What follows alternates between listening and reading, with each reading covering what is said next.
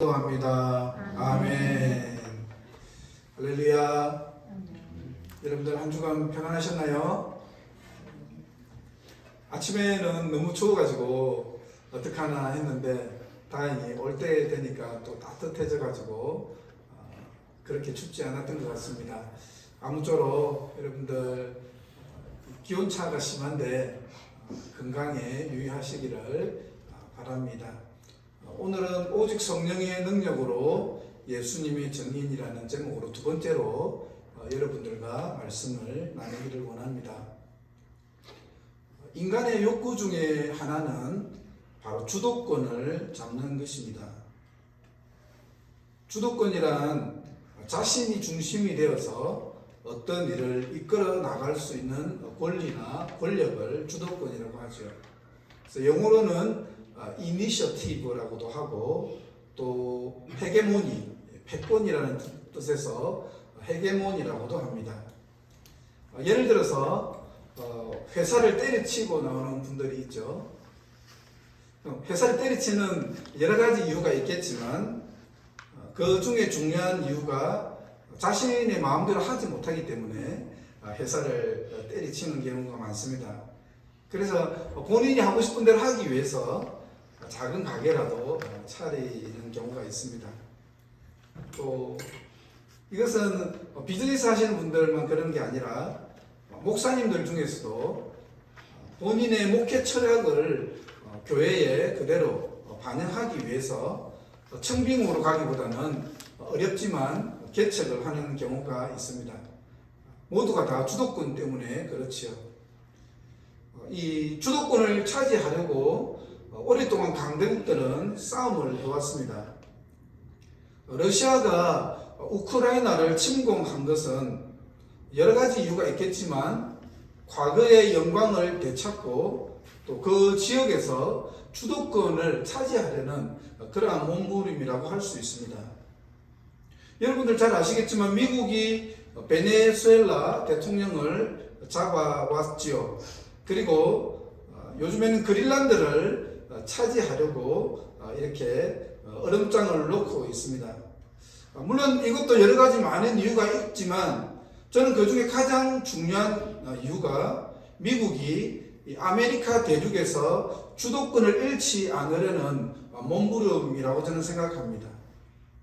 예전에는 미국이 기치만 해도 주위의 나라들이 말을 들었는데 지금은 상황이 녹록지 않지요. 실은 미국 안에 반대가 많이 있습니다. 지금의 상황을 놓고 미국 안에 반대가 많이 있지만 그럼에도 불구하고 미국이 이렇게까지 하는 것은 미국의 패권이 그만큼 위협을 받고 있다는 반증이기도 합니다. 주도권은 어쩌면요 인간의 기본적이고 가장 본능적인 욕구라고도 할 수 있습니다.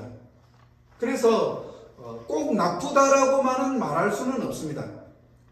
왜냐하면 우리는 하나님의 형상으로 만들어졌기 때문에 우리 안에 의지가 있는 것이죠. 우리 안에 주도권이 있는 것입니다. 그런데 문제는 하나님이 허락하신 경계를 넘어서게 되면 이것은 문제가 됩니다. 하나님이 허락하신 경계를 넘어서게 되면 혼란이 생기고 관계가 파괴되죠. 예를 들어서 선악과 사건은 참 흥미로운 부분이 있습니다. 사탄은 너무나도 교활하고 강교합니다. 꾀가 많지요. 왜요? 예.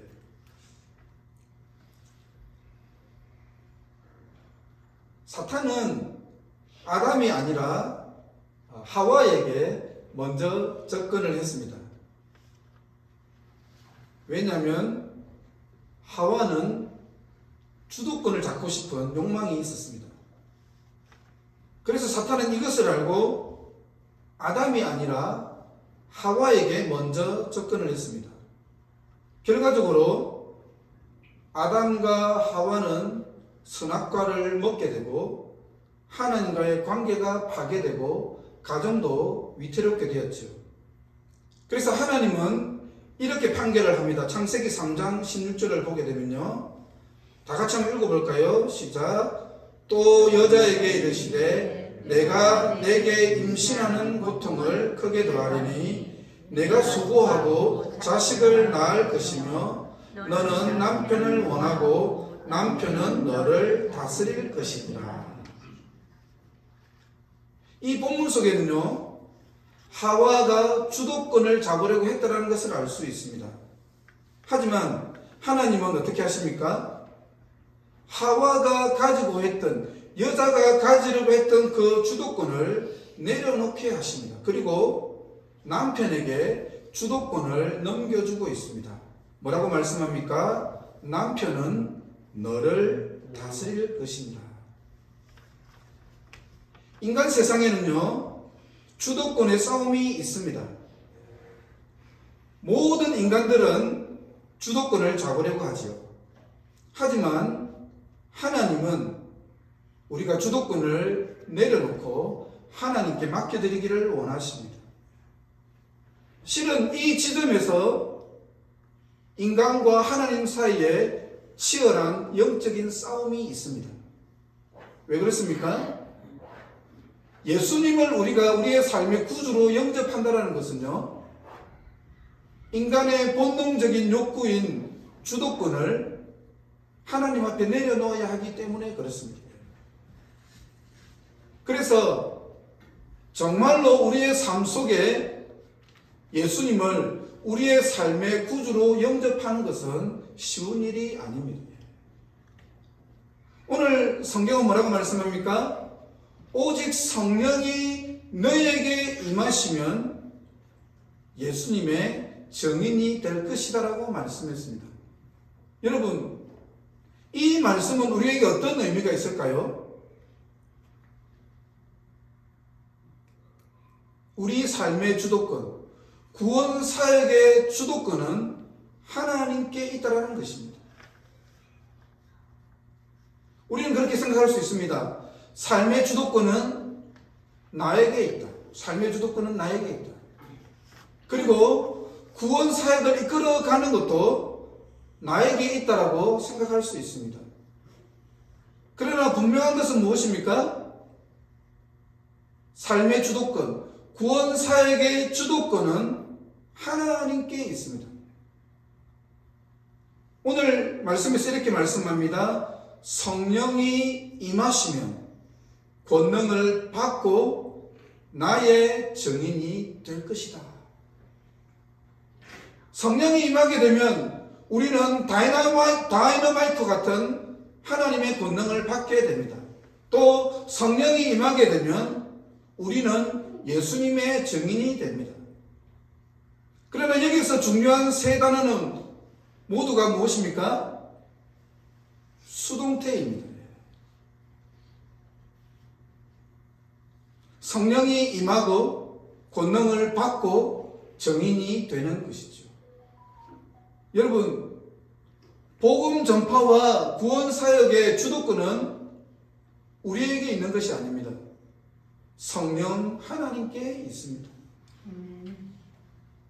그렇기 때문에 하나님의 나라의 비전을 이루어 가시는 분도 성령 하나님이시죠. 여러분, 구원 계획, 하나님 나라의 비전을 이루는 이 구원 계획은요, 인간의 계획이 아닙니다. 이것은 하나님의 계획입니다. 하나님이 계획하실 뿐만 아니라 하나님께서 이루시고 성취해 나가시는 것입니다. 가장 중요한 사례가 바로 교회 탄생입니다. 여러분, 교회는요, 사람이 계획하여서 탄생한 것이 아닙니다. 제자들이 교회를 세우려고 해서 교회가 만들어진 것이 아닙니다. 성령이 임하고 교회가 탄생하게 됩니다. 여러분, 교회 탄생은요, 전적으로 하나님의 계획이고 하나님의 역사입니다.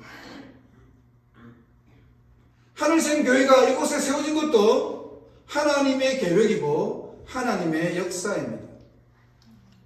여러분, 그것을 믿으십니까? 우리가 명심해야 될 것은 무엇입니까? 교회를 세우신 분이 하나님이시기 때문에 교회의 주도권은 성령 하나님께 있습니다. 아멘. 사람이 교회의 주도권을 잡으려고 한다면 어떻게 될까요? 교회에서 누군가가 교회의 주도권을 잡으려고 한다면 교회는 반드시 분쟁이 일어나게 됩니다. 분쟁이 일어나게 되면 성령 하나님은 역사할 수 없습니다. 성령이 역사하지 않으시면 교회는 성장할 수 없습니다. 여러분, 우리는 늘 명심해야 됩니다. 교회를 섬김에 있어서 우리가 늘 명심해야 되는 것은 사탄은 인간의 연약함을, 약점을 이용한다는 것입니다. 우리가 하려고 해서 그렇게 하는 것이 아니라 사탄이 우리의 약점을 이용한다는 것이죠. 주도권 싸움으로 분쟁이 일어나게 하고 교회가 성장하지 못하도록 늘 사탄은 눈을 부릅뜨고 있다는 사실을 우리는 기억해야 합니다. 하늘샘교회 성도님들, 우리가 주도권을 잡으려고 하지 말고 성령 하나님께 주도권을 내어드립시다. 성령 하나님께 주도권을 내어드린다면 성령님은 우리 안에서 역사하시게 될 것입니다. 하늘샘 교회는 건강하게 성장하게 될 것입니다. 여러분, 교회가 탄생한 것뿐만 아니라 복음 전파도 전적으로 성령 하나님의 역사입니다. 예루살렘을 넘어서 복음은 이방 땅으로 확장하게 됩니다.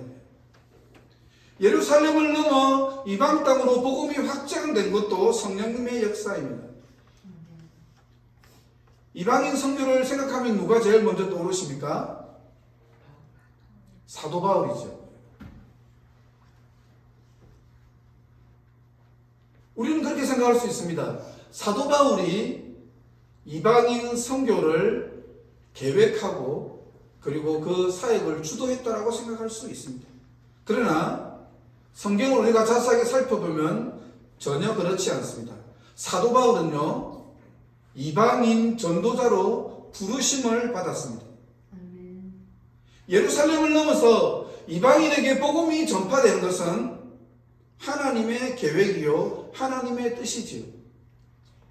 사도행전 1장 8절에서도 뭐라고 말씀합니까? 오직 성령이 너에게 임하시면 예루살렘과 유다와 사마리아와 땅끝까지 이르러 나의 증인이 될 것이다. 하나님은 본래 유대인만 구원하려고 한 것이 아니라 이방인들도 구원하기를 원하셨습니다. 하지만 유대인들은 자신만이 선택받은 민족이라고 착각을 했죠. 유대인들은 하나님의 마음을 몰랐습니다. 유대인들은 선택된 민족이라고 인한 자부심이 대단했습니다. 선택받은 거 대단한 일이죠.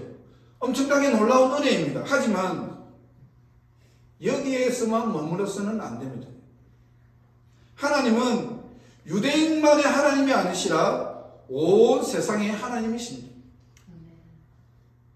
하나님은요, 유대인만 사랑하시는 것이 아니라 온 세상을 사랑하십니다. 하나님은 이 땅의 모든 사람들이 구원받기를 원하십니다. 이것은 우리도 마찬가지입니다. 자칫하면 우리의 이기심과 자부심이 하나님의 사역을 방해할 수 있습니다. 바울은 위대한 이방인 선교사이죠. 하지만 선교 여행을 떠난 것은 바울의 계획이 아닙니다. 이것은 철저하게 성령 하나님의 계획입니다.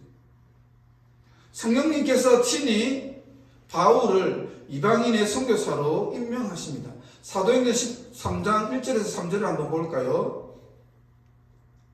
사도행전 13장 1절에서 3절 말씀 다 같이 한번 읽어보겠습니다. 시작. 안디옥 교회에 선지자들과 교사들이 있으니 곧 바나바와 니게르라 하는 시몬과 구레네 사람 루기오와 분봉왕 헤롯이 적독생 마나임과 및 사울이라. 주를 섬겨 금식할 때에 성령이 이르시되 내가 불러 시키는 일을 위하여 바나바와 사울을 따로 세우라 하시니 이에 금식하며 기도하고 두 사람에게 안수하여 보내니라. 여러분들도 잘 아시다시피 바울은 이 안디옥 교회에서 말씀을 가르치는 사역을 하고 있었습니다. 바나바가 다소에까지 가서 이 바울을 청빙을 하게 됩니다. 근데 안디옥 교회가 금식하는 가운데 성령님께서 강력하게 역사하시게 됩니다. 그래서 내가 불러 시키는 일을 위하여 바나바와 사울을 따로 세우라고 하십니다. 여기서 이 사울은 바울의 예전의 이름이죠. 사울이 바로 바울입니다. 주님께서 바나바와 바울을 따로 불러서 해야 할 일이 무엇일까요? 바로 이방인 선교이죠. 놀라운 것은 안디옥 교회는 주님의 말씀에 온전히 순종하게 됩니다.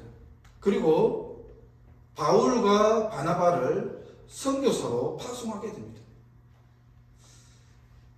이방인 선교를 주도한 것은요, 바울이 아니라 성령 하나님이십니다. 성령께서 친히 계획하시고 두 사람을 세워서 파송하게 되시죠.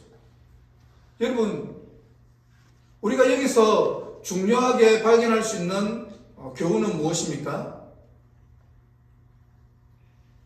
기도보다 성령보다 앞서지 말자. 우리는 늘 성령님의 인도하심에 민감하게 반응해야 됩니다. 안디옥 교회는요, 기도하면서 성령님의 인도하심에 민감하게 반응했습니다. 안디옥 교회 차원에서 보면 어떻습니까? 바나바는 당시 담임 목사와 같은 역할을 하고 있었습니다. 바울도 교사의 사역으로서 아주 중요한 역할을 하고 있었던 사람이죠. 교회만 생각한다면 바나바와 바울을 파송하는 것은 말도 안 되는 일입니다. 하지만 안디옥 교회는 어떻게 했습니까? 계산하지 않았습니다. 이것이 우리 교회에 도움이 될 것인가, 도움이 되지 않을 것인가 계산하지 않고 적극적으로 성령님께 순종했습니다. 무슨 말입니까? 안디옥 교회는 성령 하나님께 온전히 주도권을 드렸습니다. 성령 하나님께 온전히 굴복했습니다. 그렇기 때문에 교회의 이득이 될까 생각하기보다는 성령 하나님의 말씀에 온전히 순종했던 것입니다. 저는 우리 하늘샘 교회가 성령님께 온전히 주도권을 내어드리는 교회가 될 수 있기를 바랍니다. 우리가 계산하고 따지기보다는 성령님께서 우리에게 인도하실 때, 성령님께서 우리에게 말씀하실 때 우리는 성령님께 민감하게 반응해야 될 줄로 믿습니다. 마지막으로요, 바울이 아시아에서 유럽으로 방향을 바꾼 것도 성령님의 역사입니다. 바울은 본래 유럽을 넘어가고자 하는 계획이 없었습니다. 바울은 본래요, 아시아에서 말씀 사역을 하기를 원했습니다. 아시아에 있는 사람들에게 복음을 전하기를 원했습니다. 그런데 바울의 계획과는 뜻하지 않게 성령께서 계속적으로 바울의 사역을 아시아에서 하지 못하도록 막으셨습니다. 바울과 일행은 이상하게 생각했겠죠. 왜 하나님께서 아시아에서 말씀 사역을 하지 못하게 하실까? 여기서 복음을 전하는 것이 하나님의 뜻이 아닌가? 바울과 일행들은 이상하게 생각했습니다. 그때 하나님께서 바울에게 비전을 보여주셨습니다. 사도행전 16장 9절에서 10절 말씀입니다. 우리 다 같이 한번 읽어보도록 하겠습니다. 시작. 밤에 환상이 바울에게 보이니 마게도냐 사람 하나가 서서 그에게 청하여 이르되 마게도냐로 건너와서 우리를 도우라 하거늘 바울이 그 환상을 보았을 때 우리가 곧 마게도냐로 떠나기를 힘쓰니 이는 하나님이 저 사람들에게 복음을 전하라고 우리를 부르신 줄로 인정함이라. 아멘. 이 말씀은 실은 선교 역사에서 너무나도 중요한 말씀입니다. 바울이 왜 하나님께서 아시아에서 사역하지 못하게 하실까 이상하게 여기고 있었을 때 하나님은 마게도냐 사람을 통해서 여기로 와서 도우라는 비전을 보여주십니다. 이 비전을 바울이 보았을 때 바울은 어떻게 반응을 합니까? 그 환상을 보았을 때 우리가 곧 마게도냐로 떠나기를 힘쓰니. 여러분, 바울은요 자신의 계획에 집착하지 않았습니다. 자신의 계획을 고집하지 않았습니다. 아시아에서 사역하는 그 계획을 곧장 내려놓고 마게도냐로 떠나기를 힘썼다. 마게도냐로 떠나가는 배표를 알아보고 그리고 그 마게도냐로 가는 배에 자신과 일행들이 몸을 실었습니다. 여러분, 바울이 이 배에 몸을 싣는 이 순간은요 너무나도 역사적인 순간입니다. 복음이 아시아를 넘어서 유럽으로 확장되는 너무나도 중요한 순간이죠. 여러분, 우리가 여기서 올 한 해를 시작하면서 깨달아야 될 교훈은 무엇입니까?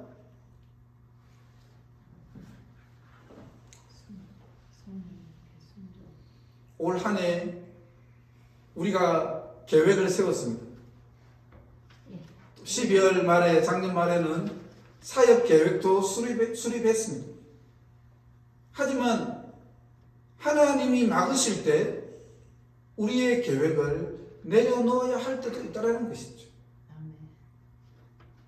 성령님께서 방향을 트실 때 우리는 성령님의 그 인도하심에 민감하게 반응해야 될 때도 있다는 것입니다. 어쩌면 나의 계획을 내려놓고 나의 주도권을 내려놓고 하나님의 뜻에 순종하는 것은 참 힘들고 어려운 일입니다. 어떤 면에서는 나의 계획을 내려놓고 하나님의 계획을 따라간다는 것은 두려움이 밀려오는, 두려움이 느껴질 수도 있습니다. 그러나 여러분, 하나님은 어떤 분이십니까? 하나님은 우리를 뛰어넘어서 역사하시는 분이시죠. 우리는 여기서 본다면 하나님은 높은 곳에서 보고 계시는 분이시죠. 때로는 우리가 새 계획을 세웠지만 하나님께서 막으시고 하나님께서 다른 길로 인도하신다면 우리는 우리의 계획을 내려놓고 하나님의 인도하심에 믿음으로 반응할 수 있는 저와 여러분이 될 수 있기를 주님의 이름으로 축복합니다. 아멘. 우리의 계획을 내려놓고 하나님의 인도하심을 따라갈 때 우리의 사역의 지경이 넓어지고 하나님의 나라가 확장될 줄로 믿습니다. 마무리하도록 하겠습니다. 여러분, 올 한 해 예수님의 증인이 되기를 원하십니까? 그렇다면 여러분의 삶의 주도권을 주님께 맡겨드리시기를 바랍니다. 아멘. 우리의 삶의 주도권을 온전히 주님께 드릴 때 성령이 우리 가운데 역사하시고 예수 그리스도의 증인으로 우리가 귀하게 쓰임받게 될 줄로 믿습니다. 우리 다 같이 찬양하겠습니다. 내가 주인 삼은 모든 것 내려놓고